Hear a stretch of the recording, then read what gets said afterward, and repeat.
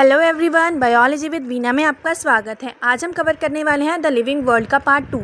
Nomenclature की ज़रूरत क्यों पड़ी। एनसीईआरटी कहती है कि दुनिया में लाखों करोड़ों ऑर्गेनिजम्स हैं। हर जगह लोग अलग अलग बोलते हैं और एक ही ऑर्गेनिज्म के लोकल नाम अलग अलग होते हैं। मान लीजिए हम लौकी की बात करते हैं। कुछ जगहों पर इसे लौकी कहा जाता है, कहीं घिया और कहीं दूधी भी कहा जाता है। अब अगर दो लोग अलग अलग स्टेट से हों तो उन्हें लग सकता है कि ये तीन अलग वेजिटेबल्स हैं, जबकि बात एक ही वेजिटेबल की हो रही है। इसी तरह दुनिया में लाखों ऑर्गेनिजम्स हैं जिनके लोकल नेम्स अलग अलग होते हैं। इस कन्फ्यूजन को दूर करने के लिए साइंटिस्ट ने हर ऑर्गेनिजम्स को एक यूनिवर्सल साइंटिफिक नेम दिया जो पूरी दुनिया में सेम होता है। इसी प्रोसेस को नॉमेनक्लेचर कहते हैं। अब आते हैं आइडेंटिफिकेशन। आइडेंटिफिकेशन क्या है? मतलब नाम तभी दिया जा सकता है जब पहले ऑर्गेनिज्म को सही तरह पहचाना जाए। एग्जाम्पल के लिए अगर किसी नए प्लांट को डिस्कवर किया गया हो तो पहले उसके लीव्स, फ्लावर्स, स्टेम सब ऑब्जर्व करेंगे, तब आइडेंटिफाई करेंगे कि ये पहले से नोन स्पीशीज़ है या नई स्पीशीज़। अब पढ़ते हैं ICBN और SCZN। साइंटिफिक नेम्स रैंडमली नहीं दिए जाते, रूल्स फॉलो किए जाते हैं। प्लांट्स के लिए ICBN international code for botanical nomenclature, ये बताता है प्लांट्स की साइंटिफिक नेम कैसे रखेंगे। एनिमल्स के लिए ICZN international code for zoological nomenclature, ये एनिमल्स के नेमिंग रूल्स बताता है।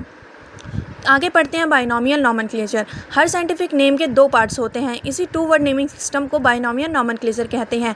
ये बहुत इंपॉर्टेंट साइंटिस्ट हैं, कैरोलस लिनायस। इन्होंने बाइनोमियल नॉमेनक्लेचर सिस्टम दिया। इसी वजह से इन्हें फादर ऑफ टैक्सोनॉमी भी कहा जाता है। याद रखो, जीनस मतलब ब्रॉड ग्रुप और स्पीशीज़ मतलब मोस्ट स्पेसिफिक कैटेगरी। एग्जाम्पल के लिए मैंजीफेरा इंडिका। मैंजीफेरा जीनस को रिप्रेजेंट करता है, इंडिका स्पीशीज़ को रिप्रेजेंट करता है। इनको लिखने के लिए भी अलग से रूल बनाए गए हैं। Rule number 1, biological names are generally in Latin and written in italics. इसका मतलब है जो बायोलॉजिकल नेम्स लिखे जाएंगे वो लैटिन लैंग्वेज में होंगे, और जब हम इन्हें कंप्यूटर पर प्रिंट करेंगे या बुक पर प्रिंट करेंगे तो हम इन्हें इटैलिक्स में प्रिंट करेंगे। सबसे इम्पॉर्टेंट रूल्स होते हैं, इन्हें समझना बहुत ही आसान है। रूल नंबर 2 क्या कहता है? First word represent genus and second word denote specific epithet. मतलब पहला जो वर्ड होगा वो जीनस डिस्क्राइब करेगा और second word species. Rule number 3, if hand written both words are underline separately, दोनों को अलग अलग अंडरलाइन करेंगे।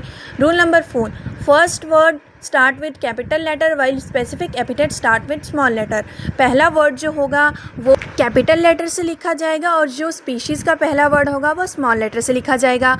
Author name of author appears after the specific epithet. इसका मतलब है कि जो ऑथर का नेम आएगा वो स्पीशीज़ के बाद लिखा जाएगा। जैसे मैंजीफेरा इंडिका लिन, यहाँ लिन क्या है? लिनायस, मतलब इस स्पीशीज़ को लिनायस ने डिस्क्राइब किया, इसीलिए उनका नाम स्पीशीज़ के बाद लिखा गया है।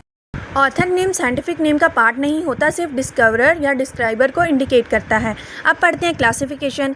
Since it nearly impossible to study all organisms individually, करोड़ों ऑर्गेनिजम्स को एक एक करके स्टडी करना इम्पॉसिबल है, इसलिए साइंटिस्ट सिमिलर ऑर्गेनिजम्स को ग्रुप में डिवाइड करते हैं। इसी प्रोसेस को क्लासिफिकेशन कहते हैं। क्लासिफिकेशन का मतलब ऑर्गेनिजम्स को सिमिलैरिटी और कैरेक्टरिस्टिक्स के बेसिस पर ग्रुप में रखना। अब पढ़ते हैं taxa. Scientific term for categories is taxa. Plants, animals, mammals, dogs सब ग्रुप्स हैं। इन ग्रुप को स्पेसिफिक लैंग्वेज में टेक्सा कहते हैं। अगर ये सिंगुलर है तो इसे टेक्सॉन कहेंगे, अगर प्लूरल है तो टेक्सा कहेंगे। अब पढ़ते हैं टेक्सोनॉमी।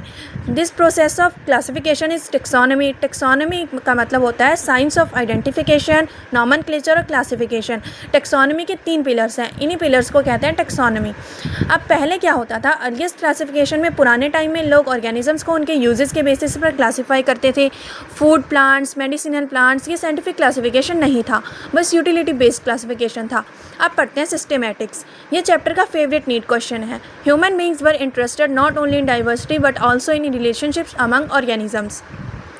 साइंटिस्ट सिर्फ ऑर्गेनिजम्स को आइडेंटिफाई नहीं करना चाहते थे, वो ये भी जानना चाहते थे कि कौन से किस से रिलेटेड है, इवोल्यूशनरी रिलेशनशिप क्या है। इसी स्टडी को सिस्टेमैटिक्स कहते हैं। सिस्टेमैटिक नेट्यूरे ये बुक थी जो कैरोलस लिनायस जी ने लिखी थी। इसका मीनिंग होता है सिस्टेमैटिक अरेंजमेंट ऑफ ऑर्गेनिजम्स। इसी बुक ने मॉडर्न क्लासिफिकेशन की फाउंडेशन रखी। अब करते हैं रिवीजन। नॉमेनक्लेचर मतलब नेमिंग ऑर्गेनिजम्स का नाम रखना। आइडेंटिफिकेशन पहचानना।